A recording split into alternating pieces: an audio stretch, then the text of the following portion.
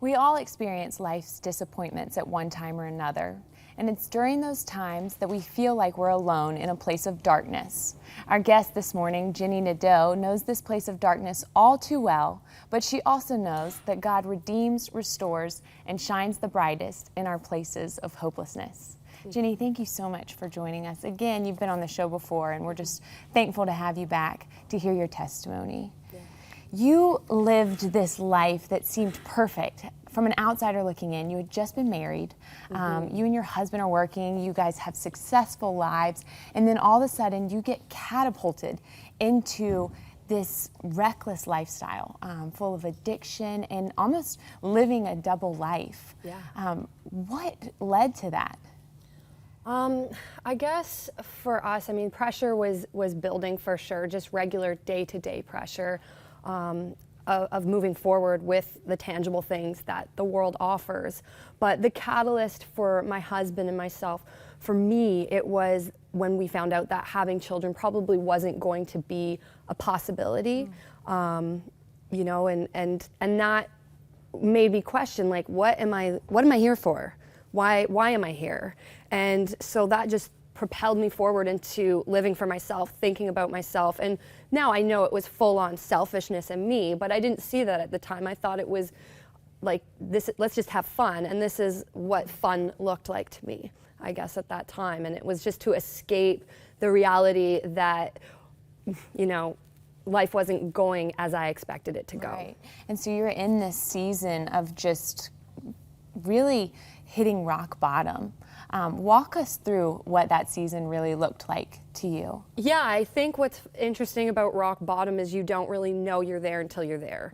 And so to me, it looked like everyone else was against me. It looked like, as my husband confronted me with, why are you leaving all the time? Where are you? You know, I was in that selfishness. To me, I was just blaming everybody, and it was everyone else who was failing. And for me, I just wanted to have fun, and this was how I was doing it, and I didn't want people to stop me.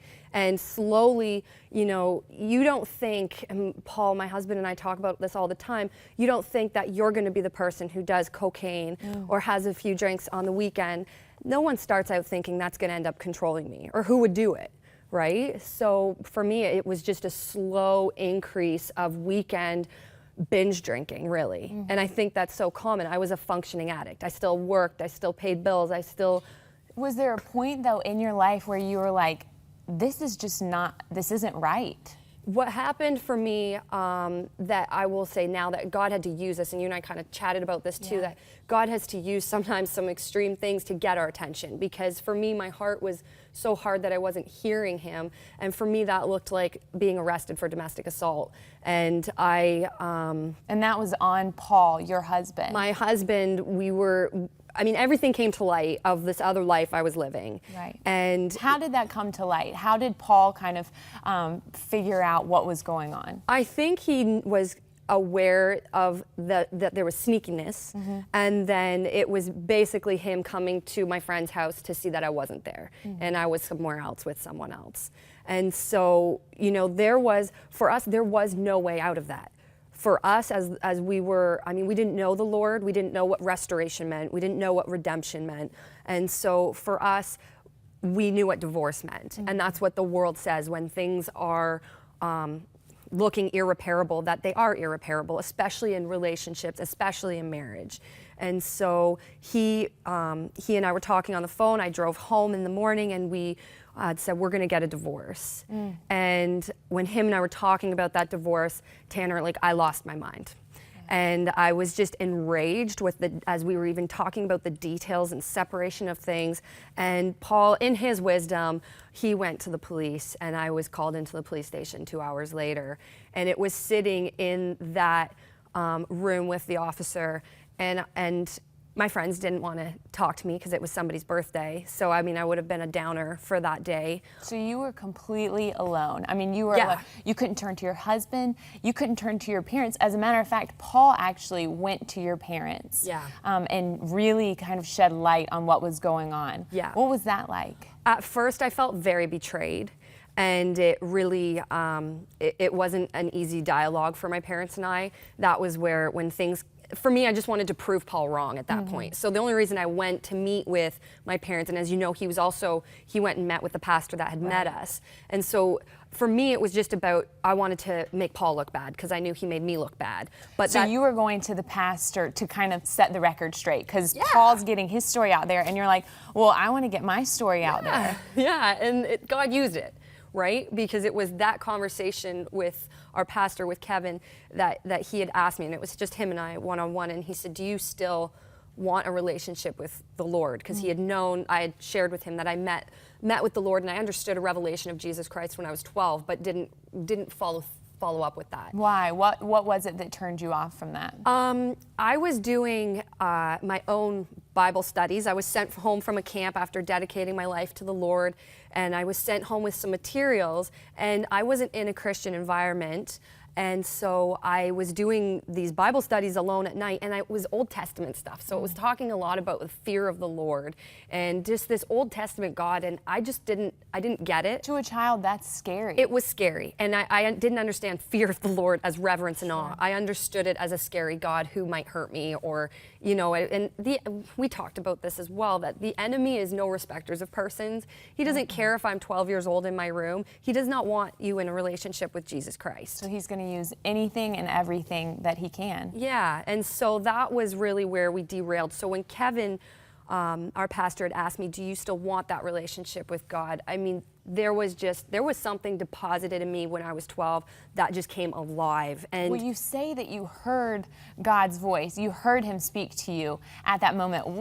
That's powerful. That's huge. Yeah, and it came through an emotion. For me, it was just reliving that moment of remembering who Jesus was and how real he was when I was 12. And there's all this garbage and all this stuff that was really piled on top of that. But in that moment, God just removed it and revealed that same love message that I felt when I was 12. And so I just knew I was not where he wanted me to be. Kevin asked me to paint a picture of health to him, and what health looked like, that was the last person that I was describing was who I was.